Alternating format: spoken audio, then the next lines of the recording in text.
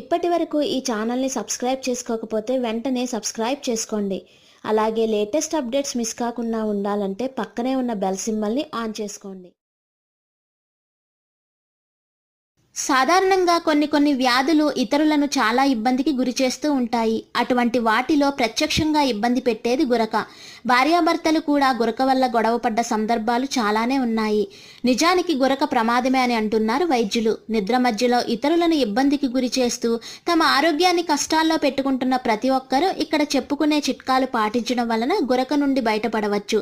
అసలు గురక ఎందుకు వస్తుంది?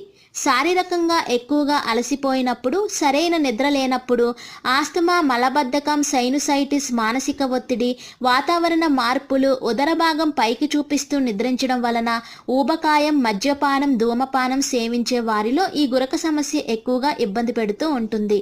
దీనికి పరిష్కార మార్గాలేంటో ఇప్పుడు తెలుసుకుందాం. ముందుగా తేనె. ప్రతిరోజు ఒక స్పూన్ తేనెను ఉదయం లేదా రాత్రి పడుకునే ముందు తీసుకోవడం వలన తక్కువ టైంలోనే గురకకు గుడ్ బై చెప్పవచ్చు. నిద్రించే పొజిషన్. గురక ఎక్కువగా వెల్లకిలా ఉదర భాగం ఆకాశం వైపు ఉండేలా నిద్రిస్తూ ఉన్న వారిలో వస్తుంటుంది. అందుకని అటువంటి వారు వెంటనే మీ నిద్ర పొజిషన్ను మార్చాలి. కుడి లేదా ఎడమ పక్కకు తిరిగి నిద్రించడం, ఎత్తుగా ఉండే తలగడ పెట్టుకోవడం వలన గురక సమస్య ఉండదు. ఆవు నెయ్యి.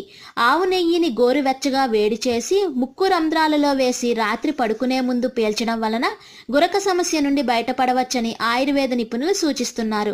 కొందరిలో శ్వాస తీసుకోవడం కష్టంగా ఉండడం వలన గురక వస్తూ ఉంటుంది. అందుకని నిద్రపోయే ముందు ఆవిరి పట్టుకోవడం వలన గొంతులో ఉన్న అడ్డంకులు తొలగిపోతాయి.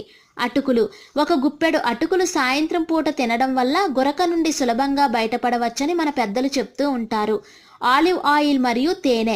1/2 టీ స్పూన్ తేనె మరియు 1/2 టీ స్పూన్ ఆలివ్ ఆయిల్ కలిపి రాత్రి నిద్రకు ముందు తీసుకోవడం వలన నెమ్మదిగా గురక సమస్య ఉండదు. అలాగే ఒక గ్లాస్ వేడి పాలలో 2 స్పూన్ల పసుపు కలిపి సేవించడం వలన గురకకు గుడ్ బై చెప్పవచ్చు. ఇంకా ధూమపానం, మద్యపానానికి దూరంగా ఉంటే గురక ఇబ్బంది ఉండదు. ఈ వీడియో మీకు నచ్చినట్లయితే మరిన్ని వీడియోల కోసం నా channel like, share and subscribe చేయండి.